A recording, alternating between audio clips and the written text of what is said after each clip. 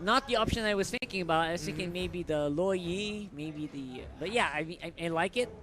Secured side lanes for Gray already. We got that XP laner, Lapu-Lapu, and gold laner Alice for sure.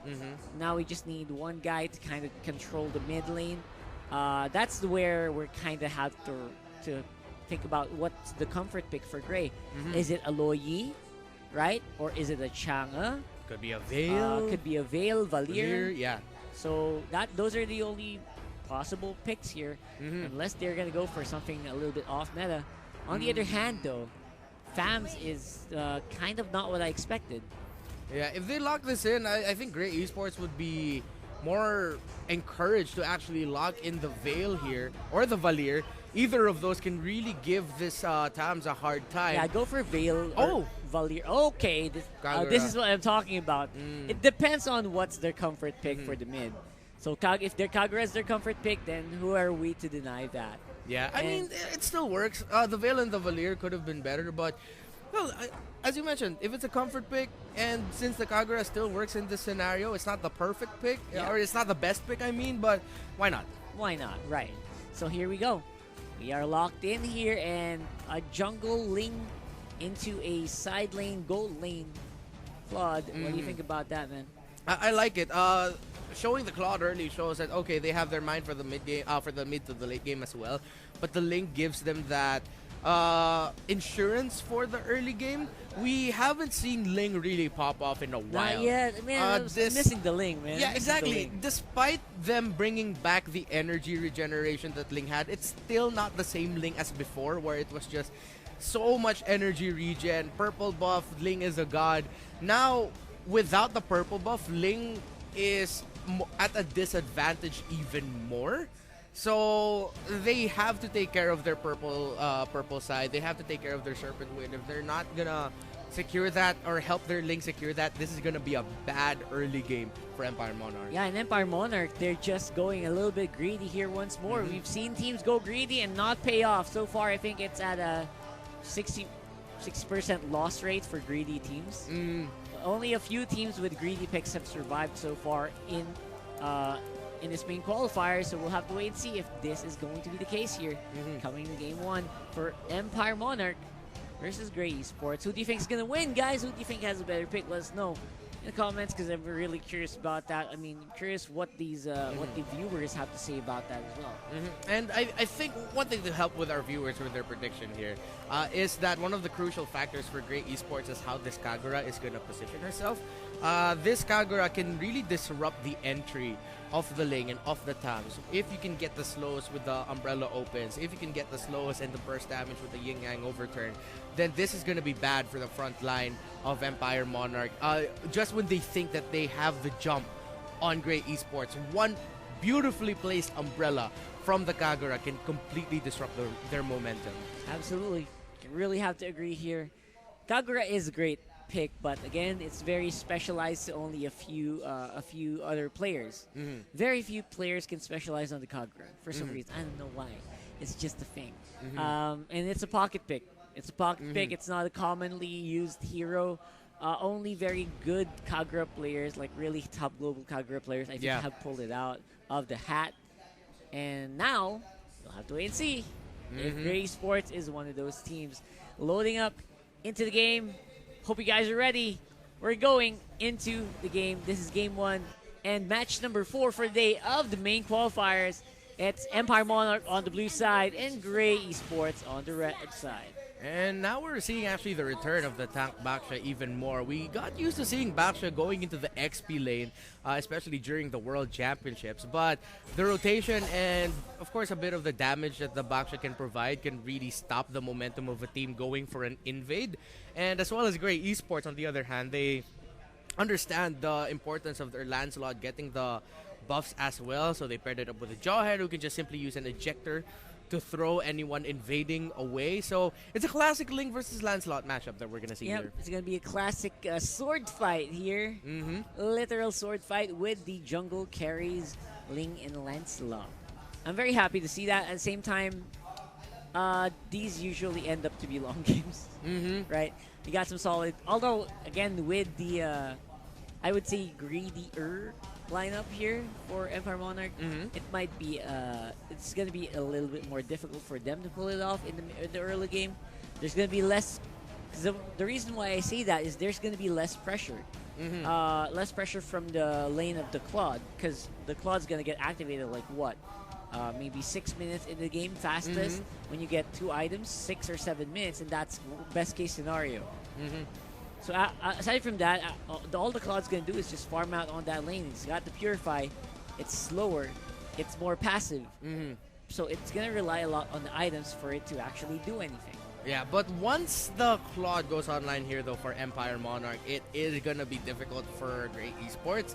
It's going to now force their Alice to really find the great timing with the entries, with the flowing blood, and then with the blood ode as well. All the combinations of the Alice skills, because you mistime that wrong, you enter too early, then that Claude is gonna do 2 things. Either jump where you are, blazing to wet you down, or if the Alice has gotten too much, and potentially the Alice can just out-sustain the blazing to wet damage of the Claude, that Claude's gonna go into the backline, who does not, looks like won't have enough peel other than the Jawhead with the ejector.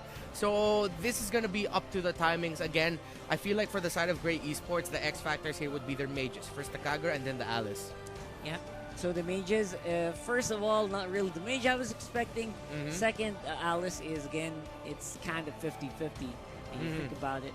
Now, going into this matchup, again, this might be a slower game than I thought it would be, man. It's going to be super duper slow. It's going to be a little bit more focused on the side lanes at this point. Either a strong Claude or a strong Alice. Yeah. Either way. Other than the matchup that we have here in the jungle. At the same time, we also don't know much about the supports, the tanks of these 2 teams. But then, let's go back to the very first pick of the draft, the Matilda getting drawn out here. This might be the pick that gives them the advantage or the smallest edge in the early game, because they have that mobility, they have that shielding that the Matilda can provide, but then of course the burst damage in the early game. And maybe that's going to be their key to kind of make up for the Claude, right? Because you have the Matilda, you can actually control the game a little bit better because of that.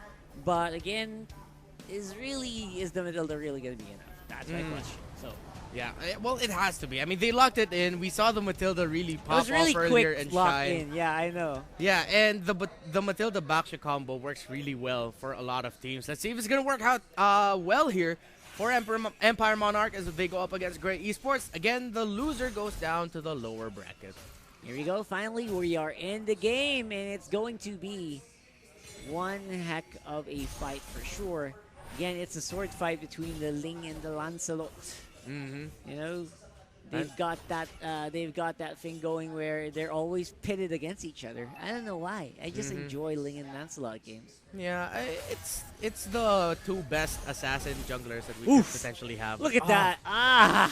We were talking about it. The damage. And by the way, it's not a side lane Claude at all. It's like they are. I think it will be, but that's not the start that we expected, I think. I like what Bullwit actually did here.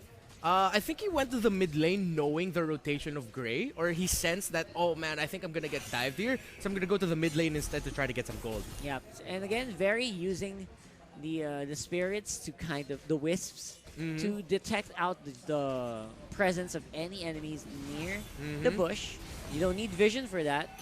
And they're going to get some, at least, control here. I like that. That's a small mechanic that maybe some players don't know. Those wisps are going to hunt you down, whether or not you're in vision. Or as long as you're within range, it doesn't matter if it sees you, it's going to hunt you down. Yeah, it's good information. Sort of like the first skill of Rafaela, if I'm not mistaken. First turtle of the game goes up here, and in the first team fight that we're gonna see here, we might actually see Empire Monarch have an easier time taking it, because they do have the Link who'll just wait for the right opportunity. They have the Matilda with a burst damage, and at the same time, if Gray gets it too early, things like this might happen. Look at that. Things like that, just a lot of really good stuff. And again, while they're so busy here, they're getting scouted out as well. That's Balagbag and Kenesu spotting them out both. And that's going to be the pushback. Burn 2018 goes down. And next one's going to be Draven here, popping off on that Lancelot. A lot of Blazing Duet damage coming down from Bullwit, but only gets one. The rest of Gray is still fighting strong. Ambush, free 4, free 5. Trades everywhere, and I love how Gray Esports played that matchup, played that team fight really well. Although the aggression is still continued here by Balagbag, the circling eagle goes in.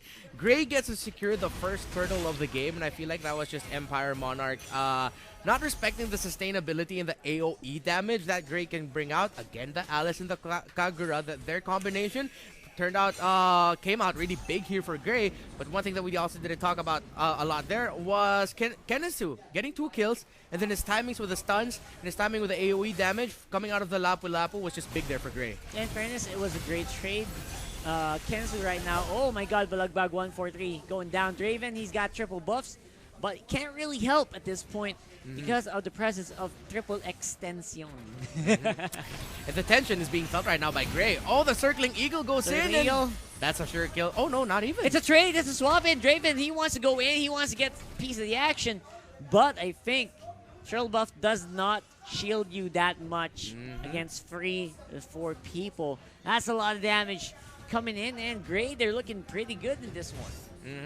I don't know if what you said earlier was a pun, like it was a great trade, because they're Gray Esports. It was worth a shot. Yeah. Yes, it was worth a shot. All right, so Balagbag trying to find information as to where the members of Empire Monarch here. And it's just a back and forth, and I think this is very reflective of the matchup. Look at that. Oh, that Yin hurts. Yang overturn counter really hurt a lot, but will get revenged on right away. Saikuno can't really do that much. Did position. But the rest of the team, oh my god, Blazing Duet. Not that much damage, but it provided enough. Oh, they're going to keep going in, but J-Lo, hope I pronounced that right, will help Draven kind of get that kill as well. Kenisu in front of everything. This main side lane, Lapu Lapu really doing a lot of work with Bullwit. At least we'll get some breathing room to get some outer turret energy shield go. And I like how, again, Gray Esports, and actually even both Empire Monarch, how they're trading team fights. Both of them are just trying to get a sacrifice early on. They're willing to get that sacrifice for one of their members, and they just respond with their abilities that they're waiting for in the sides or in the shrubs that either Empire or Gray will spot out too. We're going to throw a lot of skills, but then Gray or Empire, they're also waiting there in the sides. Okay, they've already used their skills, then we're going to go in. The discipline that these two teams that a lot of us don't know about, that they're showing, this is MPL regular season quality discipline, and it's nice to see this in the qualifiers.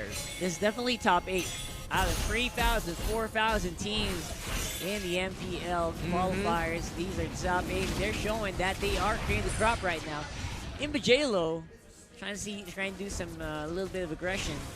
The top side actually is doing something. At least they're getting Gray's attention. The main carriers of Gray cannot really they can't keep their eyes off the top lane. For some reason, everyone just keeps rotating, gravitating towards that, and it's for a good reason. That right now, get that guiding wind combo with the Baksha. It's a very potent one. Arlak waiting nearby again. We don't feel that much of the link, just waiting for the team fights to actually use it.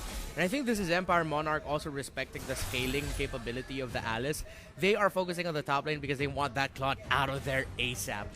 They want to break that turret as fast as possible so Bullwit can go around and start helping in the team fights. Yes, he's not fully itemized just yet, especially this early on in the game. Most teams would like to delay the quad break or their marksman in the gold lane breaking the tower so that they can make the most out of the farm in lane here. But Empire Monarch know that they have a strong lineup now. The Blazing Duet is starting to hurt, can actually give Gray a hard time only if they can get Bullwit out of that lane. Let's see, as we're going to see another big engagement here coming in from Empire Monarch, getting Saikuno very, very low. Blazing Duet from Bullwit actually did the trick. In the J-Lo, everyone's flickering in for weird reasons. Ensemble force back in, doesn't matter. Bullwit still gets a kill. Kenisu trying to go in for the claw, but will not be able to reach him. Still trying to see if they get some damage down. Then Lapu Lapu did not do as much in that fight. And Gray gonna lose out on the opportunity to get that turtle. Finally. Empire Monarch takes it, and I like how Ambush peeled actually for the escape of Bullwit. the main reason why Bullwit was able to get away from Kenisu's Lapu-Lapu. He was hot on his heel, and perfectly, I just said it, and it happened. Bullwit going in with a Blazing Duet. It doesn't do that much burst damage yet, but if you eat enough of it, it will take you down. And with 3 kills sitting in there, the Avarice, the lane as well, this Claude is going to be a bit more confident roaming around. He actually swapped lanes here with the Tabs. Now he's in the bottom lane going up against Lapu-Lapu. Oh yeah. Again, the Lapu-Lapu is the difficulty here is the early to mid game. How can you reach your targets? We saw it there. Right now, though, if you want to reach your target, you jump in. That's what's happened here for Triple X Essential. He'll go down. Saikuno. Good answer. And the bottom lane will be the trade here. And Empire Monarch, finally, they are in the gold lead, even by a small margin. They get picked off in the mid, but that was a good tower trade. Now, Gray needed to make that play because I think at that point they were like, okay, well, yeah, we're definitely going to lose this tower in the bottom lane. Let's just try to get a kill in return, Blackheart. Yep, and return will be what's happening here with Very 2018. Oh my god. Basically almost one combo there. Ubasan, Arlak. And I'll call it the Ling. Man, this Ling. This Ling is just, it's so patient. It has a turtle buff, but it's not really doing any big engages. Yeah, and I think that's because of the understanding of a lot of players now with how you play Ling, wherein you're really dependent on the existence of your ultimate. You need your Tempest of Blaze in the ready, and if you can come in there, sort of like Ling has become a Leomord, so it's a cleaner type of hero, type of assassin. Yeah. And that's why we're not seeing much of Ubasa and Arlak here, because he's really just waiting for that cleanup opportunity. And who can blame him? And when he does go in, he does do the job. And we'll see if probably another big one, although Blaze Duet seems like it is wasted only for crap. But the fight's still happening. The Raven gonna be able to get a kill in two here, coming into this one. A lot of assists. 106 so far on Lancelot. Not really the ideal stat line, but maybe it's a little bit better than a 2-1-2. You get a lot more assist gold. And that Blazing Duet that you pointed out earlier seems like a panic ult coming in from Bullwit. He has to be careful as that Matilda gets bursted out of the game. That was... I don't know why that happened. He was the one in the bush, but was not ready. Maybe he was looking at the minimap or something. I don't know. Yeah, it gave Bullwit a little bit of room, and Imba JLo with a Winter Crunch and using it avoids some damage from the Blazing Duet, but just delaying the inevitable there. And again, the goalie doesn't matter here. What matters is who's getting the pickoffs, and that's what's happening right now. Draven taken very, very low. You can't really fight. Vengeance on ambush just hurts a lot. Saikuno tried to dance around it, but will be shut down instead by Bullwit. Oh my god. Bullwit has gone online, Rockhard, and Gray need to get an answer for this Claude. I think we're going to start seeing Balagbag really try to save the ejector and his lockdown for that Claude, because look at that, he was able to freely hit, he was able to basic attack without a problem and kite the members of Gray and just deal damage without a problem. Gray now has to respect that this Claude has gone online. They weren't able to pressure Bullwit enough. They gave him too many kills early on. Actually, just 3 kills, but then with a Claude, with Avarice, with how the gold lane works, that's more than enough for a marksman in the gold lane to catch up and get the items real quickly. This could end really quickly for Gray Esports if they do not respond. Yeah, 8,000 gold on the lane, almost 9,000 for the Claude. That is how much gold is coming into the carries of Empire Monarch. Said before, the win rate for greedy heroes, greedy lineups here is kind of low, but Empire Monarch, they're making it work, man. They're making it work. They played to their strengths perfectly this game. They knew their conditions. They knew what they wanted to do. And they didn't get impatient. They didn't force situations where, okay, I think we're kind of behind. Let's try to make a play here.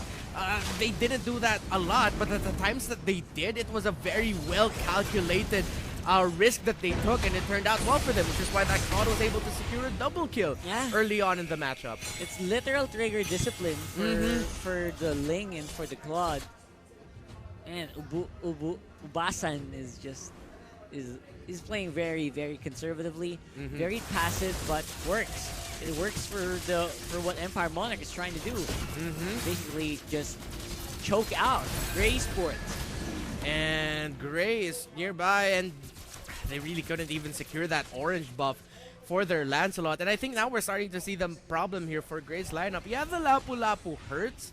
Yeah, the Alice over time as the team fight extends, it does damage. Yeah, they also have the Kagura, but in terms of like the raw damage power that their lineup can bring out, it really is just Lancelot, which is why Empire Monarch, despite again that you mentioned their greedy lineup, they have that Claude, they have that late game insurance, they have that raw power that the Blazing Duet can bring out, and Gray Esports just cannot seem to find their timing of entry. They always seem to walk into a Blazing Duet or a Tempest of Blades. Which is very weird, man. It's like, is that really what's gonna happen here? We're just gonna see free hit Blazing Duets. By the way, not much response. I mean, Sykkuno is very scared to go in. Imbajelo as well.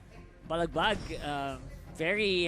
he's very wary not to pick up the Claude for some reason. He's picking everyone up except for the Claude. So yeah, he's always just running into either the Matilda or the Baksha. It's like the moment he sees like, whoop, okay, you're going behind me. Even the FAMs, man. Yeah, even the FAMs. So weird, man. So coming in this one, waiting for the Lord is probably the safe pick or the safe option here for Empire Monarch. And they can do quite a lot here. XX tension.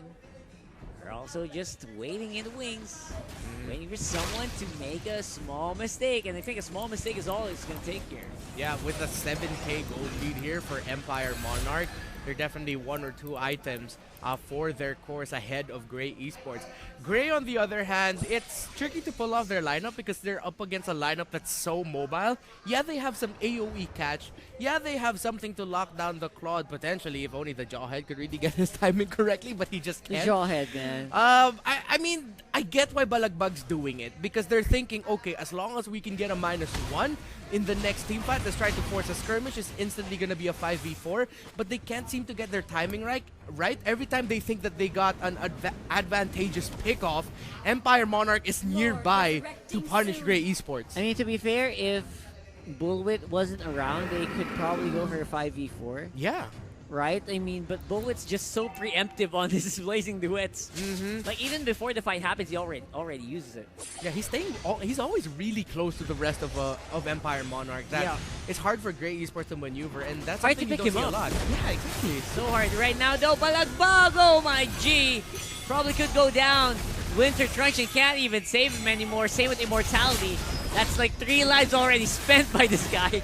And I don't know, was still not enough to sustain against the power of Empire Monarch around the Lord area. Will be taking the big objective. That is an enhanced Lord. That is going to be difficult to pick up. A lot of Athena's shields and Dominant's eyes coming down at the same time for a lot of members of SV. That's a good sign, man. Yeah, very good sign. And I like how they actually, instead of we just saw a bunch of damage items get picked out, Empire Monarch is still respecting the magic damage that Gray Esports can bring out. They picked up 2 Athena shields, 1 dominant side. That's definitely going to help Empire Monarch secure those kills or secure that damage coming out, especially from the Baksha and the Tams, because the members of Gray Esports are slower. Speaking of the Baksha, look at this. They're going to go for the fight, engaged right off the bat. I don't even see the Bullet anymore. He's so confident. He is untouched. He is doing all the work, and everyone else is just piling on along with the Lord. This could be a big finish coming in from Empire Monarch right away, although the Lord will get cleaned up. And that's the power, but how long can they keep doing it? And Triple Extension goes in the back line. Draven tries to do his very damnedest to do some work done. Oh, they're fighting. They are fighting back, man. They're doing it. That's a double kill for Imbajelo. That's a kill for 2018 Birds. But what happened in 2020? I don't know. It's still fighting still. Kansu can't sustain this long. He's a Lapu. He's got lifesteal, but he manages to make it work. Somehow, Gray Esports holds on, but Ubasan gotta be careful, can't be thrown away by the Jawhead. And that was a successful defense by Gray Esports. Empire Monarch. Jawhead. Yep.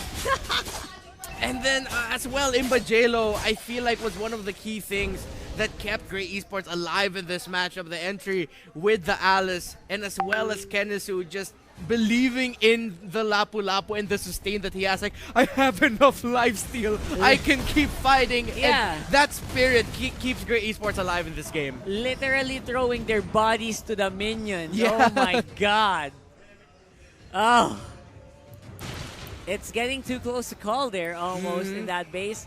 Everyone was compressed. Yeah. Literally compressed around the Lord area. I couldn't tell who was who. It was like no social distancing available here online. It's like we're going to just stay together. You're going to have a hard time targeting individual targets. Same happened to Grey Esports. Oh man, a Balag Bug right now with the Winter Trojan and Immortality just reminds me of that one movie where you take him down, he'll just come back as like, I've come to bargain. Or I've come to Balagbag. He's definitely come to Balagbag at this point, man. Seriously. And again, that's going to be the purple buff once more. Solo win going over to the Ling. Not really that much in terms of buffs here for Grey Esports with 11,000 gold lead in favor of the blue side. But I really think that we can still kind of see some miracle plays here. Because Kenasu's holding on, man. That Lapu Lapu, I was expecting him to go down, but with the help of the Queen's Wing, he's actually holding on quite steadily. Yeah, he was able to not necessarily out-sustain, but sustain himself well enough against the Toms, which, because he was just like, what, 10% in his health, he was still able to survive that. That's something you do not see every day. And Grey Esports now, still, don't count them out. They're behind, but as long as they can respect the combination of skills that they have and the sustain that they have, they might be able to pull off an upset here. But Empire Monarch, especially Bullwit, realizing that an extended team fight is inevitable against this lineup of Grey, he already has the Immortality. So there's a chance he might actually be able to bring out two Blazing Duets in a team fight. Yep. I think the Blazing Duets are going to have to get hunted down here, because I feel like that's also the problem with Grey Esports. They can't predict when it's going to go down. So that's probably why they can't hunt down Bullwit at the same time. So, and now that he even has Immortality, it just the job just became a lot harder. Even Matilda just picked up an Immortality here, so again, everyone's feeling pretty safe. Yeah, except for triple extension here. Empire Monarch knows that these team fights are gonna get longer and longer. These guys have a crazy amount of sustain, and let's see here though if that's gonna be enough.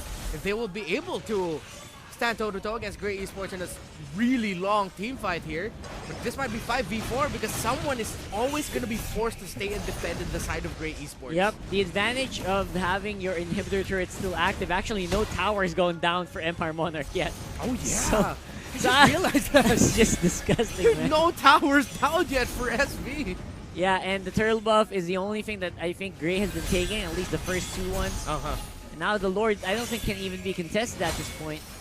Yeah, too much zoning, and they can't. You just mentioned that they don't have towers here, so they have to defend. But oh, Winter Truncheon is gonna keep him alive, but for how long?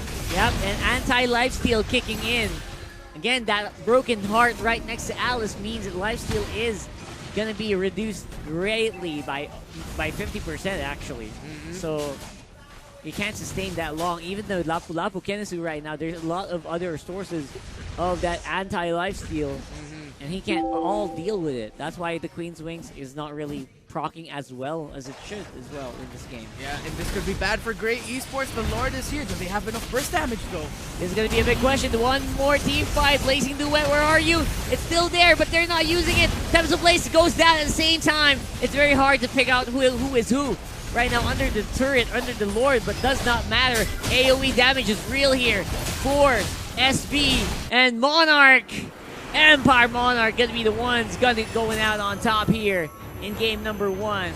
I have to say, it was not close in terms of gold, but in the team fight, it was 50-50. Yeah, it was a crazy amount of sustain coming in from Grey Esports, but then I think it was just them delaying the inevitable actually, despite them sustain. Yeah, because again, the other team has a marksman, the other team does not. They're going up against a Claude, which will, yeah, you can delay your team fight as long as possible, but then the question is, will you have enough damage in the late game to take them down? And the answer was, they didn't. Who was the source of late game damage? I mean, Go ahead. It was all of them. It was Just- a team no, effort I mean, just I for mean damage. I mean for Gray. For great Like there esports. was basically none. Like Yeah. their best bet was the mid-game power spike of the Lancelot, Mm-hmm. which, to be fair, it did a lot of stuff in the early game to mid-game. But after that, the Ling, the Lapu-Lapu, not really anti-lifesteal. Mm-hmm. Again, the Alice, not really anti-lifesteal. It was just, there was no late game damage at all. Mm-hmm. Usually in these situations, you would look for the Alice, but he built Demon Boots. It wasn't really... There was just no penetration, even though there was technically a lot of magic damage. Mm-hmm. But because of the magic armor, Yeah. remember the Athena shields, Mm-hmm. the Dominus Ices, like there was no way they could do enough to really burst anyone Exactly. down. Even the Claude felt so safe Mm-hmm. in that game. Yeah, they needed some more magic penetration, more divine glaives in there. Probably Divine Glaive was what I was hoping for. Yeah. Or at least the shoes, the magic shoes. Yeah, they really needed that, and it's gonna have to be back to the drawing board here for Great Esports. That we saw them trying to make the moves in the mid game to try to bring their Lancelot back into it, but nope, they just couldn't find the momentum. Yep, momentum can it be retained here, or will it be taken over? Let's have the Midnight analyze that for. Thank you so much, casters, and napakagandang performance. What a comeback for Empire Monarch right there. Tama yung sinabi ng mga casters natin. The Claude was just farming up until the point na kaya na nilang tapusin yung game, and that was the key to victory here for Empire Monarch. Once again, this is your analyst. My name is Midnight, and i-breakdown natin isa-isa kung ano ba yung mga naging important factors as to how Empire was able to win this game. Again, nasabi na natin kanina, yung Claude nag-farm lang, bahala sila sa buhay nila, yung mga kampi niya, hinayaan niya lang.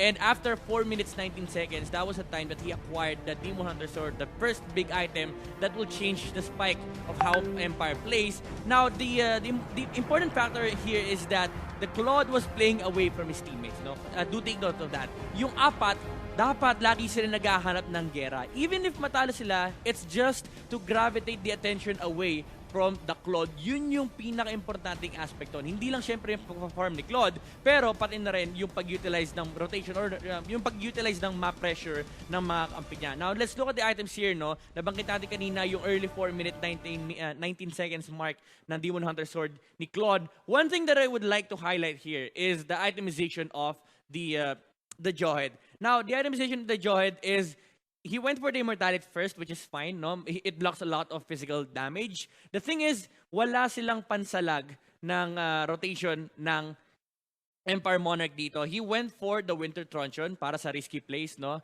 The thing is, kung risky plays yung habol ng Grey, they could have done that on the early game. Could have definitely pressured Team Empire Monarch more with a much more aggressive item. Probably the Cursed Helmet, or siguro pwede siyang bumili ng ano dito, no, ng Oracle para mas mapabilis yung region niya with para mas mataas yung region niya nakukuha from the shields and the HP region. But the itemization of the other heroes here are, really playing safe, no, for Team Grey.